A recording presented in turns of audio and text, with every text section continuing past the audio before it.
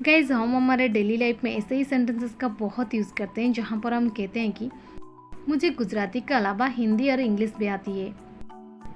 चाय के अलावा उसे कोल्ड कॉफ़ी भी पसंद है। रोटी के अलावा लंच में चावल भी है।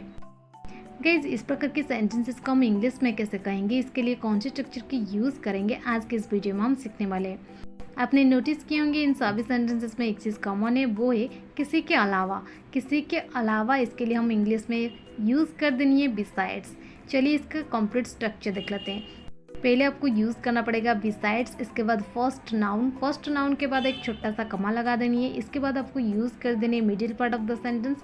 इसके बाद आपको लिख देनी है सेकेंड नाउन के बाद एज वेल। अगर आपके एज वेल के बाद rest part of the sentence बचेगा तो उसके बाद लिख देंगे, नहीं तो कोई बात नहीं, एज वेल के बाद आपके सेंटेंस कंप्लीट हो जाएगा।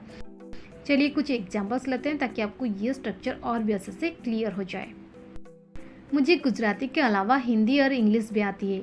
Besides Gujarati I know Hindi and English as well. Besides Gujarati I know Hindi and English as well. चाय के अलावा उसे कोल्ड कॉफ़ी भी पसंद है। Besides tea he likes cold coffee as well. Besides tea he likes cold coffee as well. पढ़ने के अलावा सोनी पढ़ाती भी है। Besides studying Soni teaches as well. Besides studying Soni teaches as well. Pizza के अलावा उसे बर्गर भी पसंद है। Besides pizza he likes burger as well. Besides pizza, he likes burger as well.